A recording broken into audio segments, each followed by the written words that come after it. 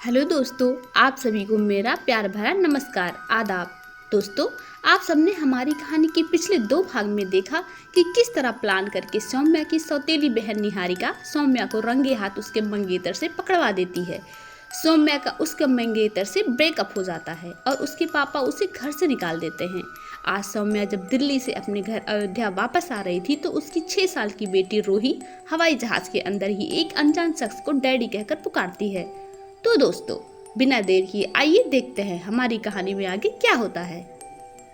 रोही ने अपनी मीठी आवाज में जिसे डैडी कहकर पुकारा था वह कोई और नहीं, रॉयल्स ग्रुप का मालिक विशाल था। विशाल ने चौंकते हुए रोही से पूछा, सॉरी लिटिल एंजल, आपने अभी क्या बोला?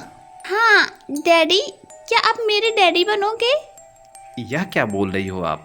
और आप हो किसके साथ? रोही के सवाल ने विशाल को और ही सरप्राइज कर दिया। उसने रोही के आसपास देखकर पता लगाने की कोशिश की कि यह छोटी परी किसके साथ है। इसके पहले विशाल और कुछ कहता, रोही फिर से बोल पड़ी, आप अपने सवाल बाद में कर लेना, पहले आप ये बताओ, क्या आप मेरे डैडी बनोगे? विशाल सामने खड़ी प्यारी सी रोही को डायरेक्ट मना करके उसका दिल ही तोड़ना चाहता था। अच्छा, पहले आप मेरी बात सुनो। पहले आप ये बताओ, आप हो कौन, कहाँ रहती हो, तभी तो मैं आपकी मदद कर पाऊँगा। माय नेम इज रूही और मैं 6 साल की हूँ। क्यूट गर्ल, बस 6 साल की?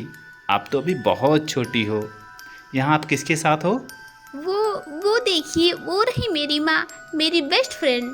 मैं और मेरी मम्मा दिल्ली में रहते हैं और अभी हम लोग अयोध्या जा रहे हैं जहाँ एक पार्टी में शामिल होना है मुझे।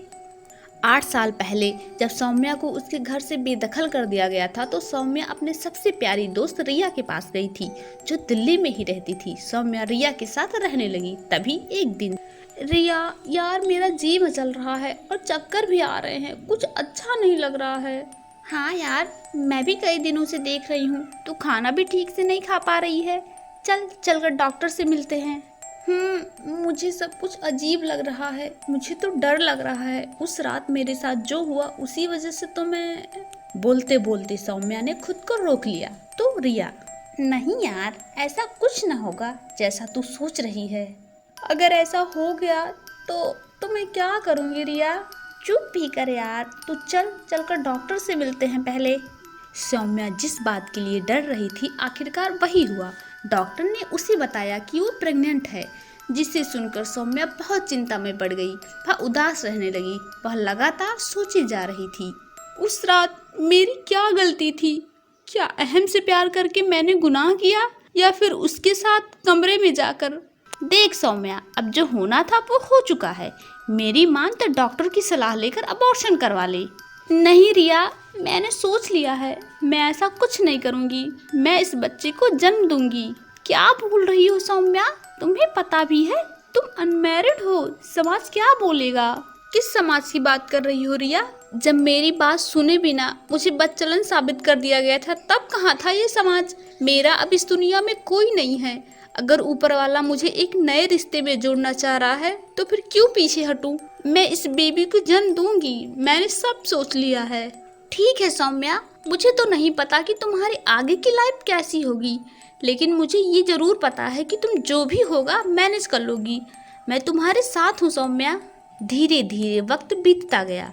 सौम्या ने दिल्ली में ही एक नौकरी ज्वाइन कर ली। अक्सर ही उसके ऑफिस के लोग उसके पेट में पल रहे बच्चे के बारे में सवाल कर लिया करते थे, लेकिन इन सब से कभी भी सौम्या का विश्वास नहीं डगमगाया था। 9 महीने बाद सौम्या ने एक प्यारी सी बेटी रोही को जन्म दिया। आज 8 साल के बाद सौम्या की जिंदगी में रोही उसका सब कुछ थी। सब कुछ अच्छा होने के बाद भी आज रोही एक अनजान शख्स को अपना डैडी बोल रही थी। मैं और मम्मा अपने घर की एक पार्टी में जा रहे हैं। वहाँ पहुँचने से पहले मम्मा के पास कई फोन आए। वो सब पूछ रहे हैं कि मेरे साथ मेरे पापा भी आ रहे हैं क्या, पर मम्मा किसी को कोई जवाब नहीं दे पाती। विशाल रोही को इस तरह बात करते देख विश्वास नहीं कर पा रहा था कि वह 6 साल की बच्ची से बात कर रहा है। तो लिटिल एंजल, आपके डैडी हैं कहाँ? मुझे नहीं मालूम। मम्मा ने तो बताया था कि मेरी डैडी है ही नहीं। मम्मा ही डैडी हैं और मम्मा भी। यह सुनकर विशाल एक बार फिर से अचंभे में पड़ गया। वो मन ही मन उसकी माँ की हिम्मत की दाद देने लगा। कौन सी लड़की इतनी मजबूत होगी जिसने अकेले ही इस बच्ची को ना सिर्फ जन्म दिया बल्कि इतना इंटेलिजेंट भी बनाया। सब तो ठीक है, लेकिन आपने मुझे ही अपना डैडी क्यों कहा? क्योंकि हम वहाँ बस 2 दिन के लिए ही जा रहे हैं और मम्मा को वहाँ सभी रिश्तेदारों से मिलना है। यह सोचकर मेरे मन में एक आइडिया आया कि क्यों ना मैं किसी को 2 दिन के लिए अपना डैडी बना लूँ। मैंने बहुत लोगों को देखा पर आपको देखते ही लगा कि आप मम्मा के साथ सबसे अच्छे लोग होंगे, इसीलिए मैंने आपको डैडी बोला। क्या आप बनोगे 2 दिन के लिए मेरे डैडी प्लीज? विशाल को पता ही नहीं था कि इतनी छोटी सी बच्ची के दिमाग में इतना बड़ा प्लान चल रहा था। वह उसकी सारी बातें चुपचाप सुन रहा था, क्योंकि इतनी देर बाद जिस तरह यह रूही के साथ जुड़ गया था, ऐसा जुड़ा उसे पहले कभी नहीं हुआ था। उसके चेहरे की मुस्कान ने विशाल का मन मोह लिया। लेकिन क्या यह बात आपकी मम्मा को पता है? नहीं, मैं उन्हें सरप्राइज दूंगी। पहले तो मम्मा थोड़ा गुस्सा होगी, लेकिन फिर मैं उन्हें मना लूंगी। बस आप हाँ कर दो, बन जाओ ना मेरे डैडी 2 दिन के लिए प्लीज। रूही की बार बार एक ही बात दोहराने पर विशाल को अंततः हाँ करना पड़ा। चलो ठीक है बाबा, बन जाऊंगा मैं तुम्हारा डैडी बस 2 दिन के लिए, लेकिन उससे पहले मुझे आपकी मम्मा से मिलना पड़ेगा। ये सब बातें तो बड़े ही करेंगे ना, आप तो अभी मात्र 6 साल की हो। यह सुनते ही रूही खुशी से चिल्लाने लगी, ये वाह, आप तो बहुत अच्छे हो, थैंक यू। ऐसा बोलते हुए रूही ने विशाल को गले लगाना चाहा, लेकिन वह बस उसके हाथ तक ही पहुंच सकी। रूही के स्पर्श से विशाल को एक अजीब सा अपनेपन का एहसास हुआ।